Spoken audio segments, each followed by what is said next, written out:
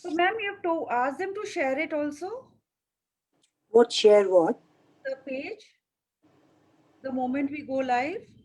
What page? I had spoken to your IT team if they could share it on. All right. What? Uh, so it's okay, ma'am. We are live. We'll discuss. Yeah. Hello, everyone. I'm Kalpana Chowdhary, founder of Social Tables, managing trustee and chairperson of Jan Seva Foundation, Being the Change, and Lagna.com. Lagna.com is a matrimony portal for differently able acid and cancer survivors. Along with it, I'm also co-chairperson of ASOCHAM State Women Entrepreneur Development Council, GSDC, member of Wikiflow, CII, and Maharashtra Women Economic Forum, and TEDx speaker.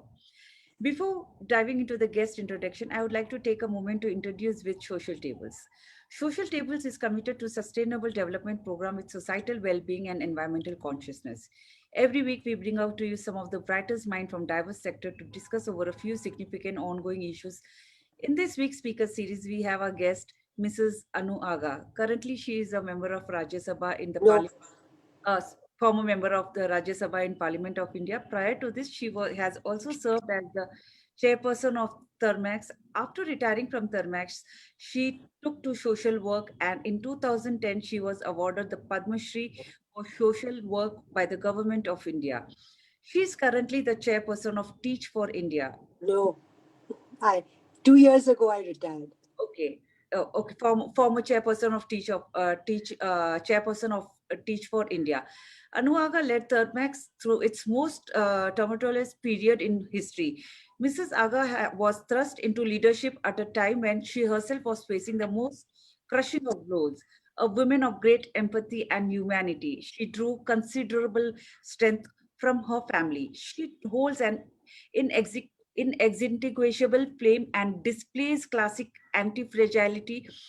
She found happiness and inspired excellence in business by remaining true and harnessing the power of goodness, ethics, bridge burning, and focus. A very warm welcome to you on our today's speaker series, ma'am.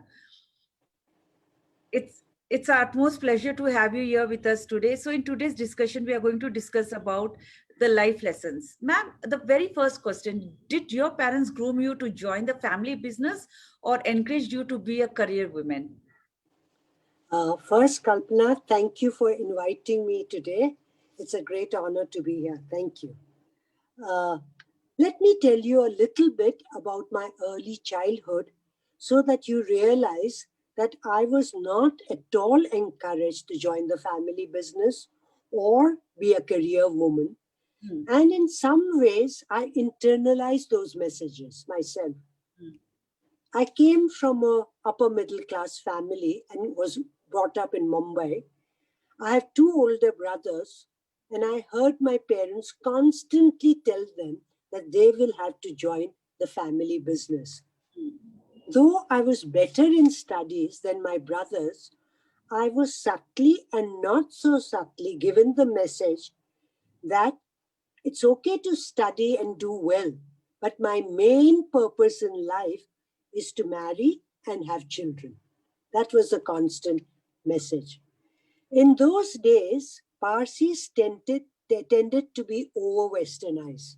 And hmm, so my father sent me to a hmm, bilingual school hmm, which taught Gujarati and English, whereas my brothers and all my cousins went to an English medium school.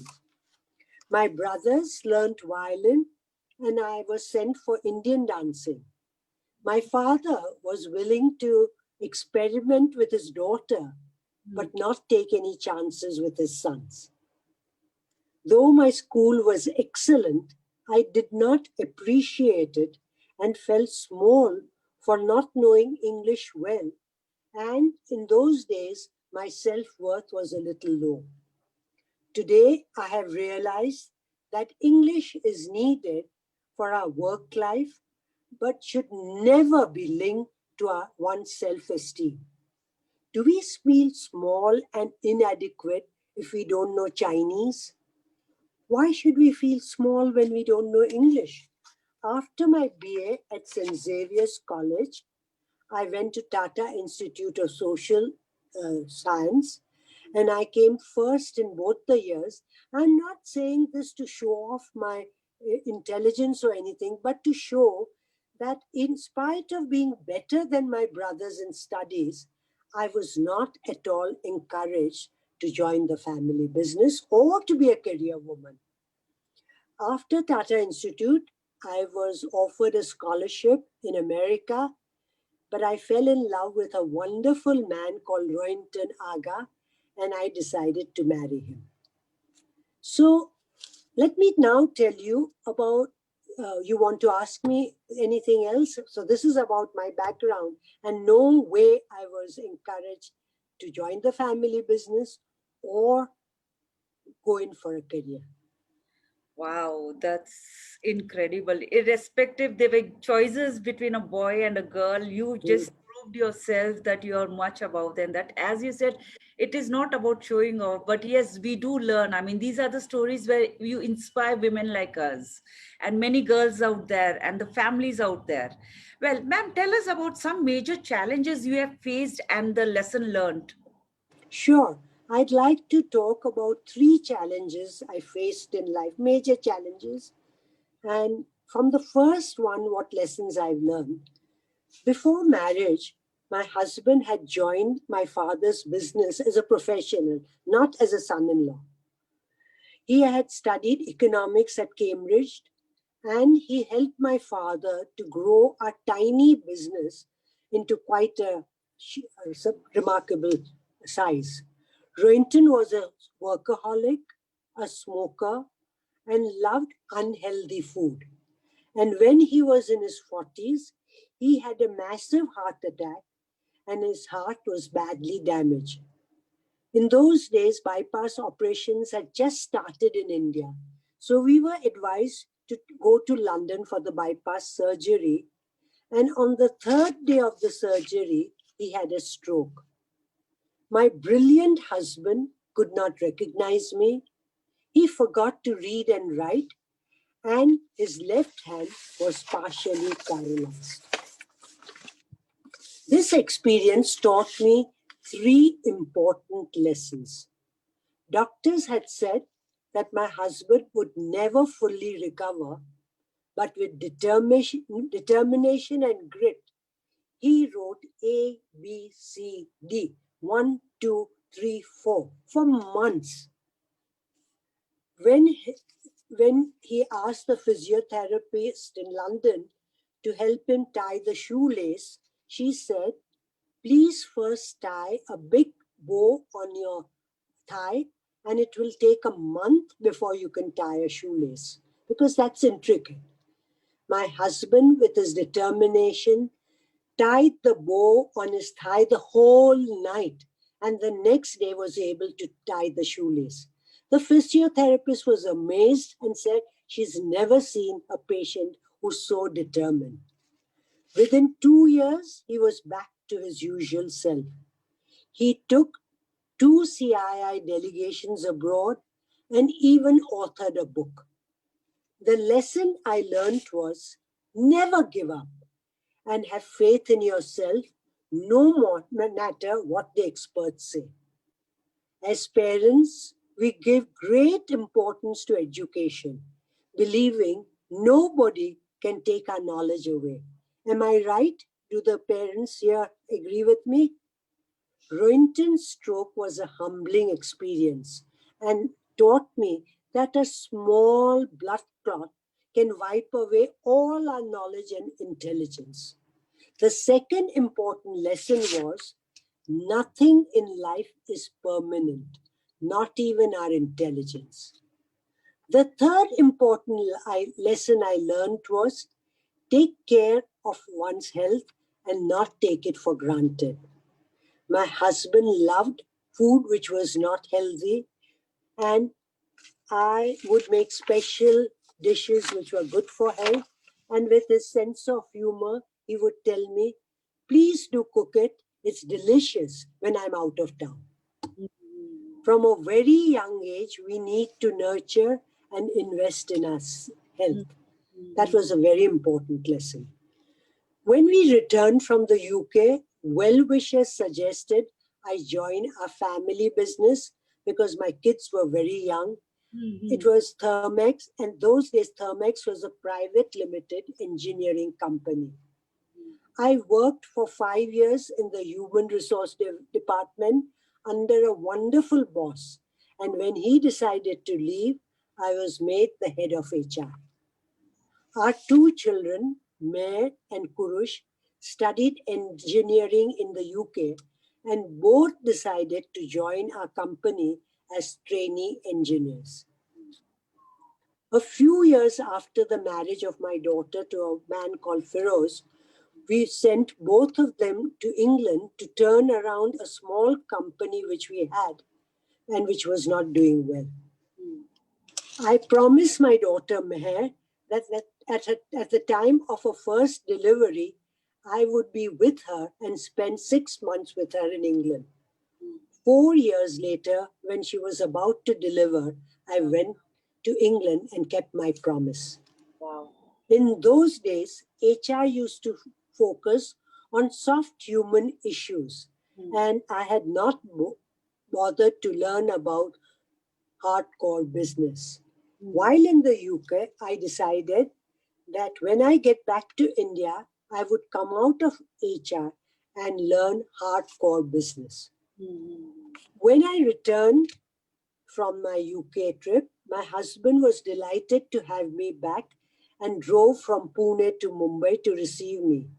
But in Mumbai, he had a massive heart attack and died. Instead of seeing my husband after a long absence, I was greeted by the news of his demise. A year before Rohinton's passing away, Thermax had gone public. 2 days after my husband's death, the board decided that I should be the executive chairperson of Thermax. It was a very difficult period in my life as I missed my husband terribly and felt very inadequate to assume this responsibility. I kept devaluing myself, saying the only reason I was given this position was because the family owned 62% of the shares in the company. In 1996, when I took over as the chairperson, the Indian economy went through a downturn and our performance kept deteriorating. Our shares, which were earlier quoted at 400, went down to 35 rupees a share. The second challenge I had to face at this stage was that I had a choice either to feel helpless and wallow in self pity, allowing my sense of inadequacy to grow, or get hold of myself and take charge of my life. In 1999 2000, Thermax posted a loss in our operations. However, our balance sheet showed a healthy profit thanks to our treasury operation. I was not happy with this kind of profit and shouted from the rooftop that we had made a loss. My friends in CII advised me that an owner does not expose her own company. But I firmly believe that unless you face the reality and the truth, you'll never come out of it.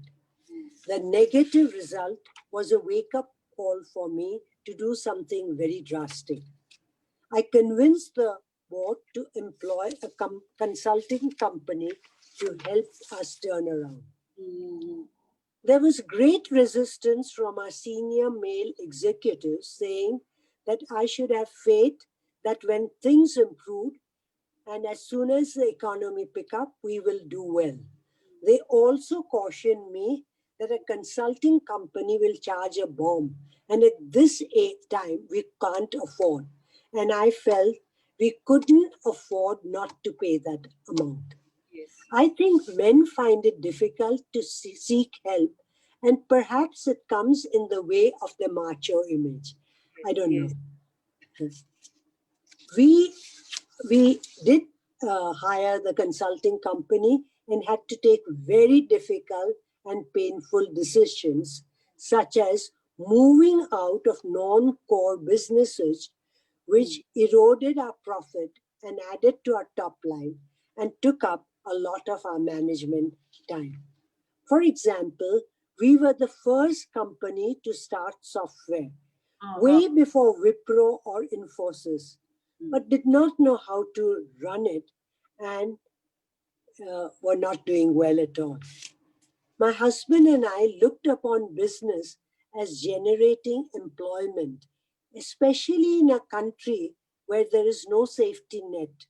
And asking our employees to leave was one of the most painful decisions. We made many changes. We brought operational efficiency. We reconstituted our entire board. I think at that time, perhaps the first company to do that, which meant requesting all the old board members to step down. Mayor and Feroz had to decide either to remain as executives and retire from the board or stay on the board as non executives. They were used to being executives and being on the board and were very upset with me to push them to take this difficult choice. But today they understand and appreciate this decision. We introduced a robust performance culture and rekindled our tradition of innovation and customer focus. Those were very, very tough decisions. But with destiny on our side, and thanks to all the help given by many people within and outside the company, and great support from the family, Thermax turned around in 2000 and 2001. If you ask me what was the most difficult challenge in my life, my response will be to learn to accept death and to come to terms with it. Like most people, I imagine that death is something that happens to other people, other families, and my family will be saved. I was paranoid about death, and when anything unpleasant was said, I would touch wood.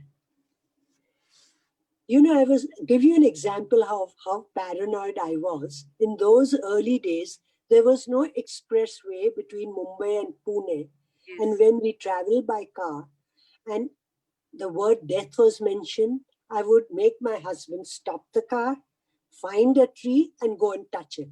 Oh. But today I have realized that if I carry the entire forest with me, I cannot change my destiny.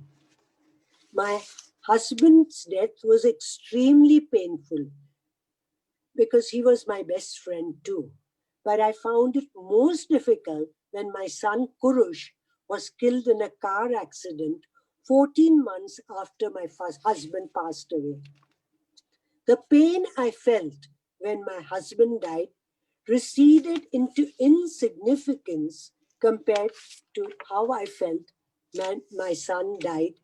He was 25 with his entire life ahead of him. As a woman, I was not used to living on my own. I used to live with my maternal family, and after my marriage was with my in-laws. Our culture encourages a woman to be dependent on others, and learning to be self-sufficient was a new experience. But today, I love being on my own and value my solitude. For years, I had heard about a Buddhist meditation program called Vipassana. It is a 10-day program where you are not allowed to speak to anyone, read, listen to music. Igatpuri. No, all over the world it has centers, but Igatpuri is the main center. Yes. With my husband, with his sense of humor, used to say he would love to see me quiet for 10 days. After the two deaths and feeling a deep void in my life, I decided to attend this program. I had heard of it for many years, but was not sure if I could go through 10 days of silence. Since you cannot distract yourself, you eventually turn inwards and tap your inner resource and strength. I found that meditation on a daily basis has been most helpful for me. I wonder how many in the audience have been through Vipassana. I try I tried and understand death by reading many books, but realized that reading is an intellectual pursuit, whereas meditation heals the heart. I learned that God is not partial to any human being, and all of us attending this webinar, young or old, will die. Death is inevitable. What we don't know is when, where, and how we will die. Death is unpredictable.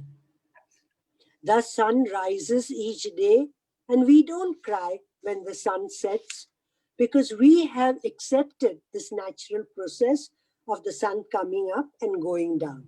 Similarly, all of us are born and have to leave this earth. But since we have not accepted this inevitable process, we refer to death as a tragedy. Just as setting of the sun would not be called a tragedy, for me, death, which is inevitable, is not tragedy. To me, the real tragedy in life is not getting along with people who are important to you while they are alive Yes. and not investing in your own growth. Yes. Once you accept that no loving living person can escape death, you value the time you have on this earth and life becomes very meaningful. I also realize that death of a dear one, after the death of a real one, pain is inevitable, but suffering is optional. Suffering happens when you keep asking, why did this happen to me? Why has no answer and adds to our misery. So these are the three challenges, Ma'am, Kalpana. I am literally getting goosebumps from this age. I mean, I think I can actually put it in that way from the time you were born till now. So many challenges that it really need courage to come out so beautifully. You were a member of parliament, you were the chairperson for the Teach of India, Akansha, you're doing incredible work everywhere. You're inspiring so many of us, and I'm sure it would have been very difficult and you would have faced so many challenges, but you are truly an epitome of women empowerment and you have come out so beautifully. So much to learn, ma'am. Kalpana, please don't glorify me I because really, think of the people during the COVID, the migrant workers. They had no opportunity. They have suffered 10,000 times more than any of us with no support, financial, emotional. More people have died from uh, hunger than from COVID. yes, So let's not glorify people like us who have all the support, the financial muscle, education. So that's the real heroes are those people. you, ma'am. Everybody faces their own challenges, and every human being have to face their own challenges. Correct. But the challenge is how gracefully you come out of it. Imagine losing your husband, losing your child. The moment you told the child, "मेरे आंखों में आंसू आने लग गए," and I was like, "My God, from where does this woman getting so much of courage? How beautiful it is, ma'am." Thank you. All right. So why did you retire as a chair at 61 and not continue? Usually in a family business, the chair does not vacate at a reasonable age. Yeah, that's the tragedy.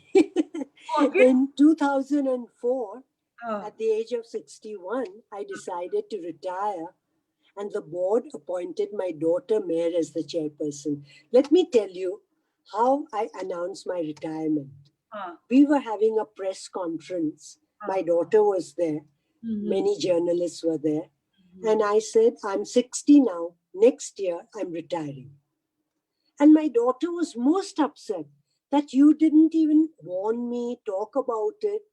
And I said, let me tell you, power is such a thing, it's not easy to give up. So Mhm. I don't want to keep it private. I want to make a public announcement so I can't go back. Ah. So Oh, this is my way of mobilizing myself to do something which is hard for me. ah. So the board appointed my daughter, who is far more suited to run this company. She's a chemical engineer from Imperial College London, has a feel for finance, which I don't have at all, and has imbibed the family values. Why did I decide to retire from the company when I was doing well, when I Mm. had the media glare? Yes, yes, yes. Yeah, coming from an HR background, I believe in succession planning, Mm. and I wanted a smooth, well planned succession. I did not want the company and the next chairperson to go through the trauma I had to face by overnight having to take over. Oh. I wanted to change gears while I had the energy to work for the social sector. And the last reason was an ego need. I did not want to undignify myself by staying on and refusing to vacate the seat when all others by then are tired and saying, Ye budhi kabhi jayenge. Arey.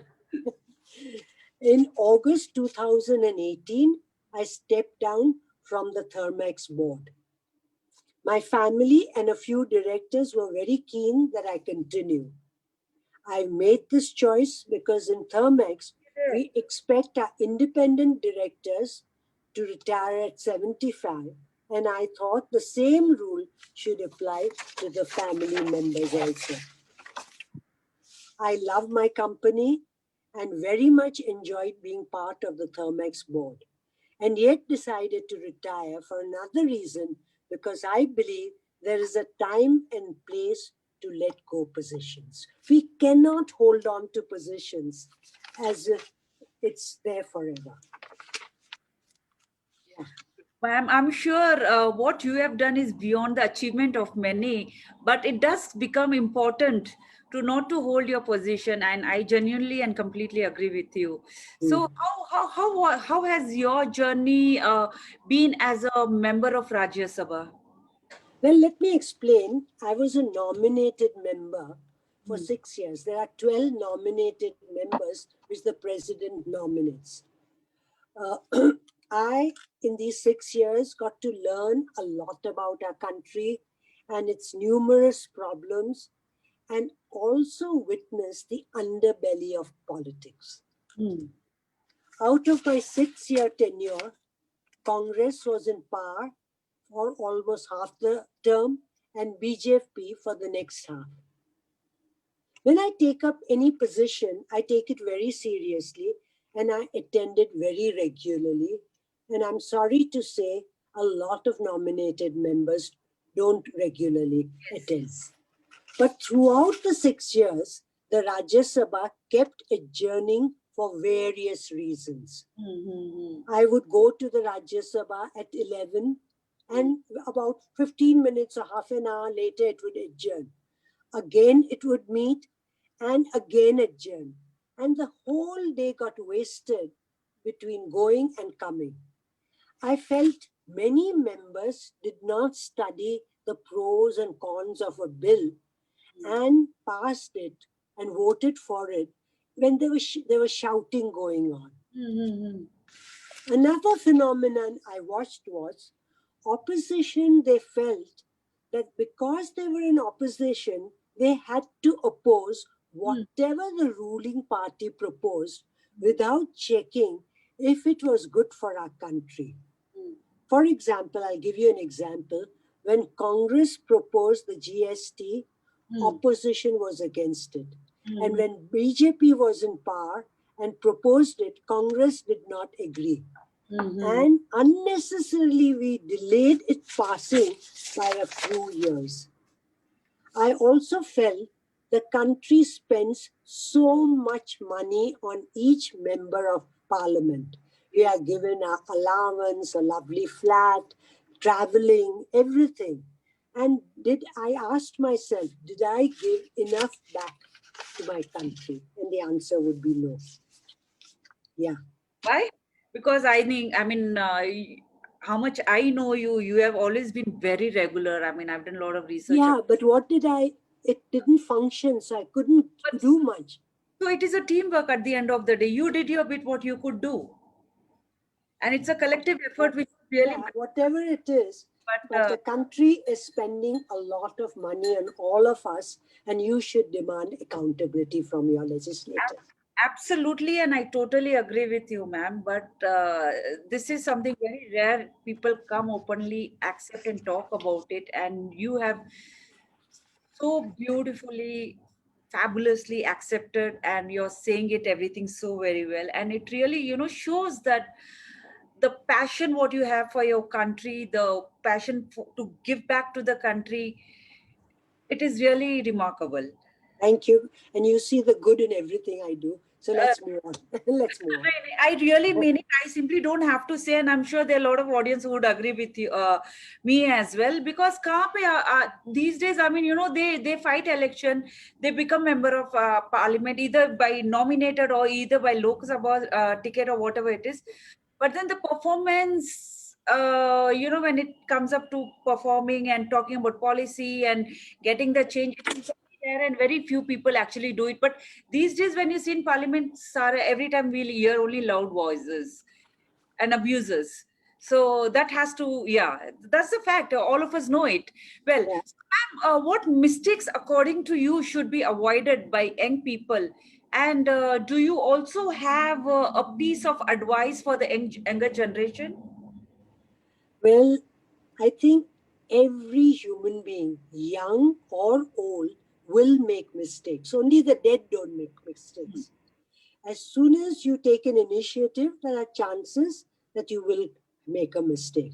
But my hope is we learn from those mistakes and don't keep repeating the same ones. Mm.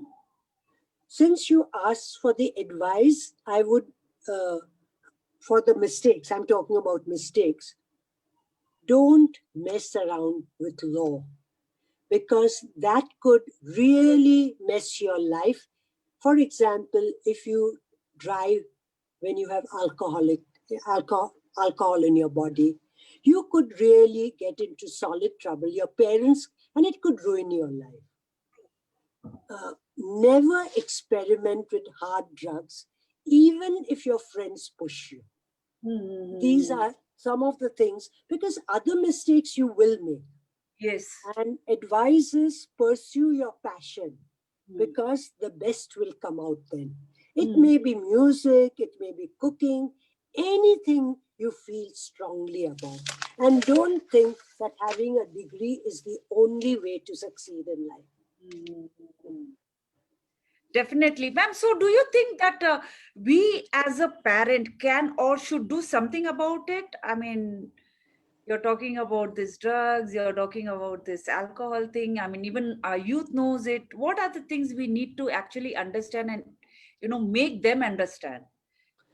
I think we will need another webinar All to do right. that. But let me tell you, sometimes the peer influence is very strong. So Yes. parents have to do their best, but don't blame themselves when if kids go astray. But Mhm. we have to be with them, whatever they go through, and help them come out of it. If possible, they may not be able to. Yeah. Absolutely.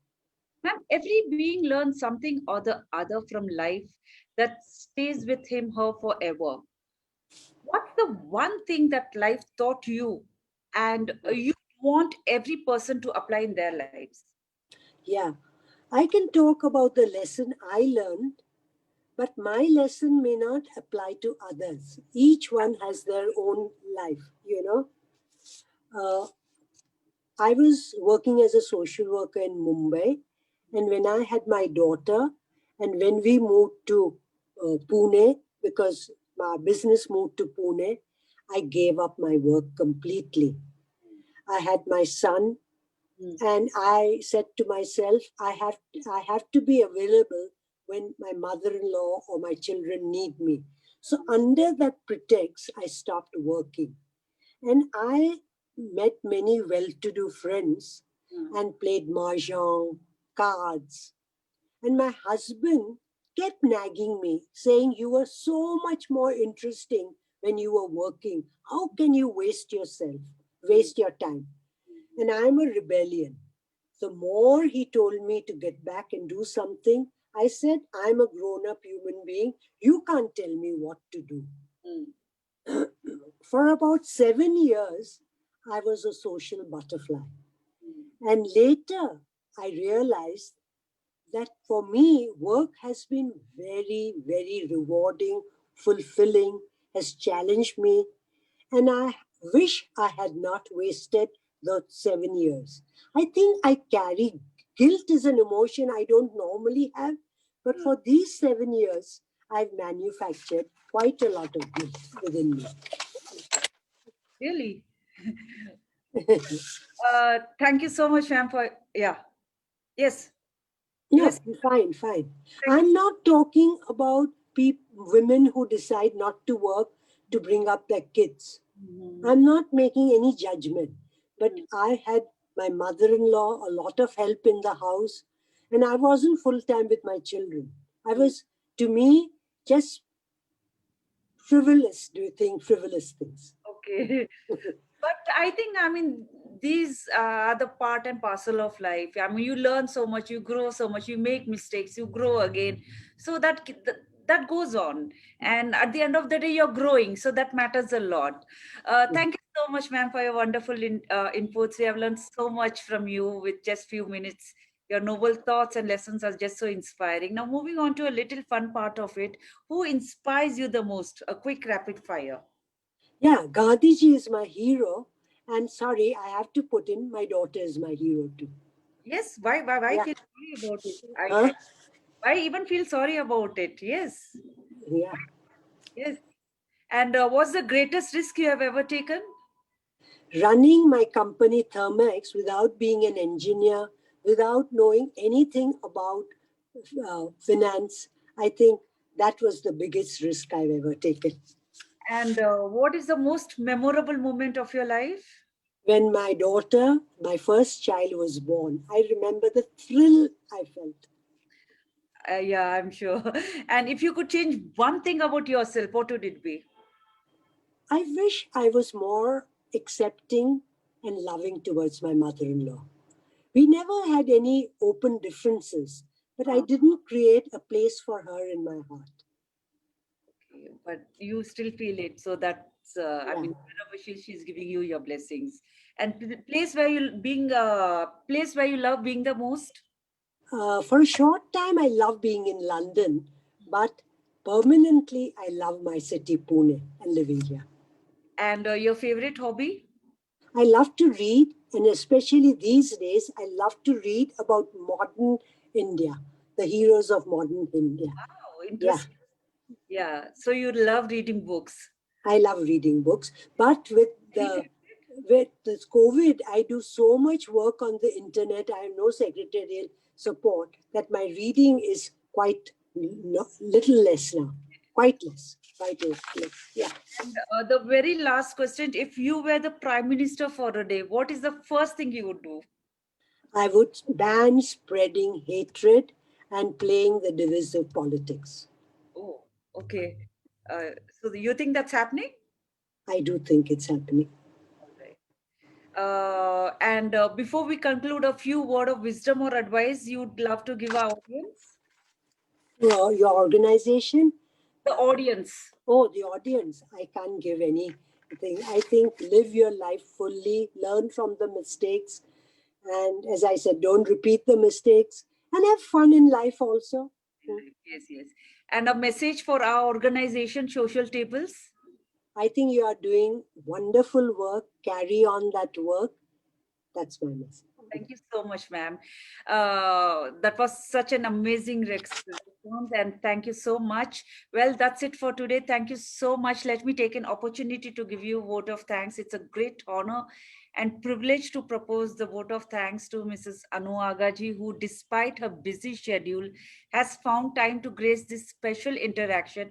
We are extremely grateful to you for sharing your words of encouragement and giving us valuable inputs. Your eminent presence has indeed made this interaction a memorable one, and we unite to thank you from the bottom of our heart for your kindness, interest, and support. We wish you all the very best in all your endeavors. Thank you so Thank much, you very much. and Thank stay you. safe. Thank Thank you you. so much. Thank you.